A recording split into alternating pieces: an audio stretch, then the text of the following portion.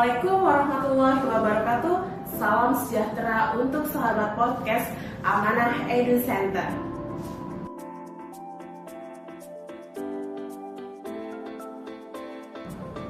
Bagaimana kabar Anda di seluruh Indonesia?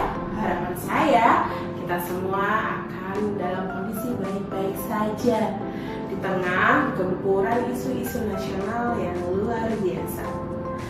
Sahabat Amanah Edu Center, saya pernah membaca sebuah artikel bahwa pola pendidikan di Indonesia itu sudah berkembang begitu hebatnya. Salah satunya adalah pola pendidikan yang mengusung tentang homeschooling. Nah, tema pada pagi hari ini yaitu homeschooling. Saya jadi penasaran, apa dan bagaimana homeschooling itu sebenarnya? Tidak berlama-lama lagi, kita sambut Guru Nararia Homeschooling, Bunda Mirsa, dan kita akan ngobrol-ngobrol lebih lanjut. Silakan Bunda Mirsa. Selamat pagi Bunda Citra. Selamat pagi Bunda Mirsa. Sehat Bunda. Sehat. Silakan duduk Bunda Mirsa. Terima kasih. Bagaimana nih kabarnya Bunda Mirsa? Alhamdulillah sangat baik sekali. Bunda bagaimana? Alhamdulillah saya baik sekali. Bunda Mirsa ini kan guru di Nararia ya. Nararia itu apa sih Bunda? Saya membaca dari artikel Bunda bahwa kini itu di Indonesia lagi marak-maraknya homeschooling.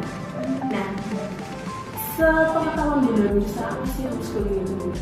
Jadi homeschooling itu sendiri adalah sekolah non formal yang didesain sesuai dengan kebutuhan anak, jadi kurikulumnya sangat fleksibel. Seperti itu Bunda. Nah, terima kasih Bunda.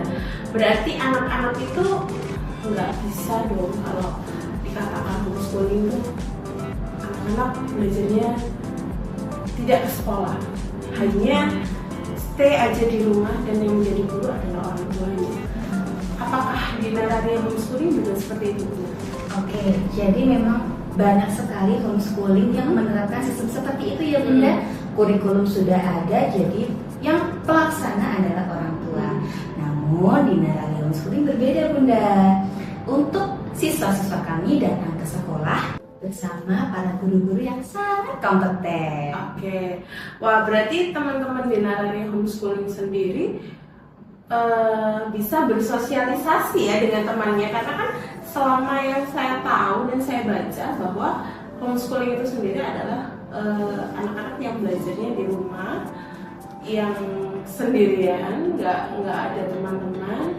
Ya mungkin ada, namun hanya di acara-acara tertentu, misalkan anak-anak akan bermain dengan komunitasnya seperti itu.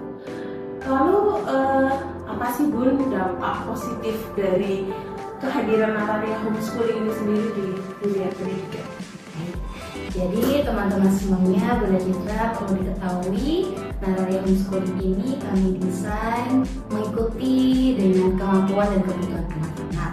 Nah, anak-anak datang kepada kami di sekolah juga mendapatkan pengalaman sosialnya.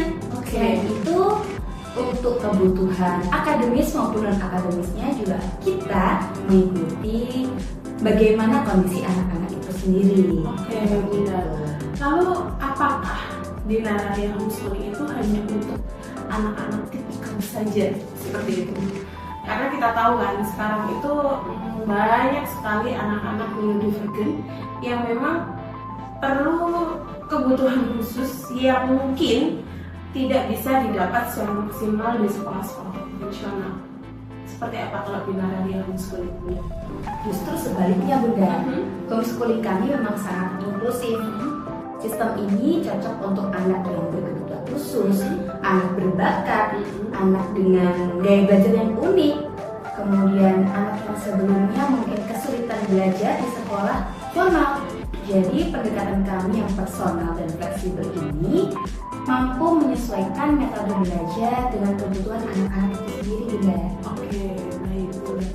Wah, berarti sangat ini ya Bunda, sangat majemuk sekali ya. Saya kira di homeschooling itu hanya kita kasihkan kurikulum, lalu orang tua yang campur tangan dalam mengolah kurikulum tersebut.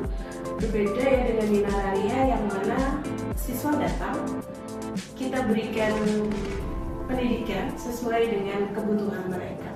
Bisa diceritakan nggak nih Bun?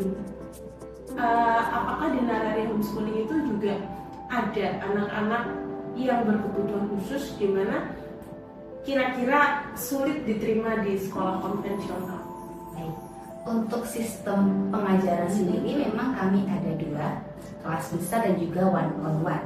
Nah, untuk siswa-siswa kami mulai dari siswa umum juga neurodivergen. Untuk siswa umum bisa kita gunakan metode one on one maupun kelas besar, tapi untuk siswa neurodivergen kita gunakan metode. Jadi ada juga.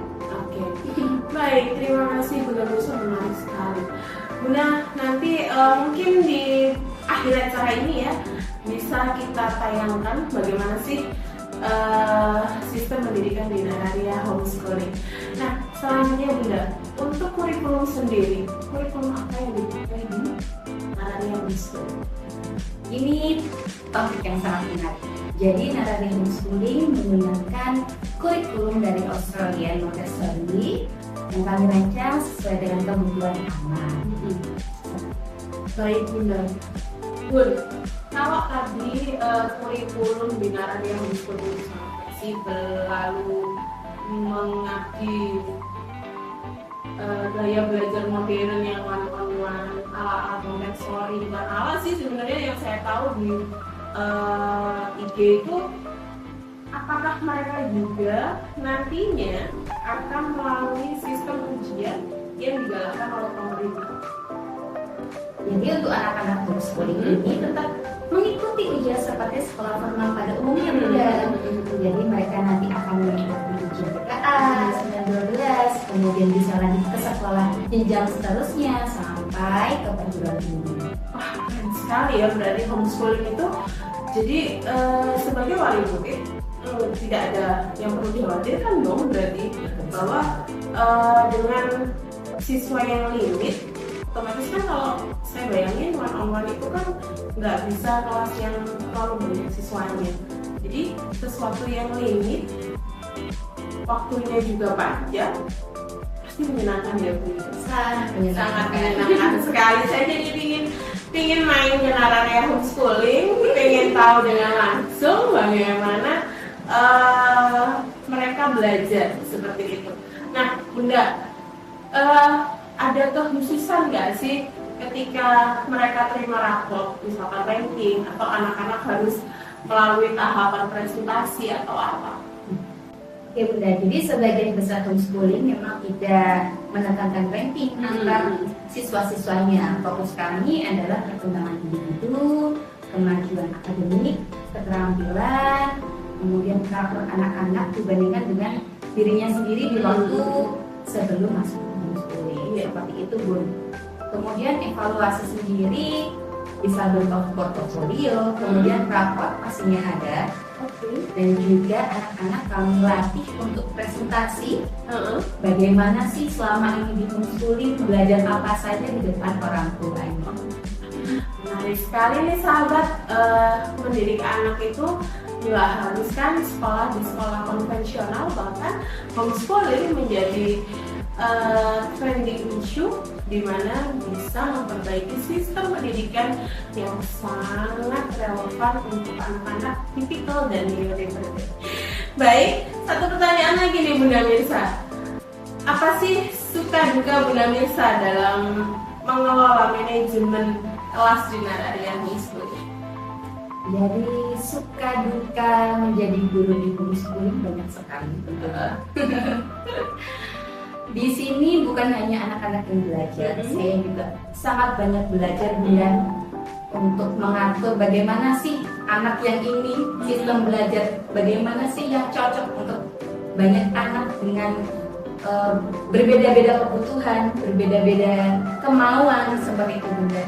Jadi menurut saya ini merupakan suatu tantangan juga untuk memenuhi kebutuhan setiap anak dan untuk mendukung pendidikan Indonesia. Wah, keren sekali nih, saya bayangin aja berdiri di hadapan anak-anak yang beraneka macam, dan gurunya wajib hafal bagaimana kebutuhan anak-anak belajar. Luar biasa sekali narasumber kita pada pagi hari ini. Semoga podcast ini bermanfaat untuk teman-teman Amanah Edu Center dimanapun berada. Bunda Mirsa, terima kasih banyak kehadirannya di acara podcast kami. Next time saya ingin jalan-jalan ke Nararia Homeschooling. Mungkin nanti di akhir video ini akan dicantumkan bagaimana sih cara belajar di Nararia Homeschooling, sehingga Nararia Homeschooling akan menjadikan satu barometer pendidikan terkini di Banyuwangi. Terima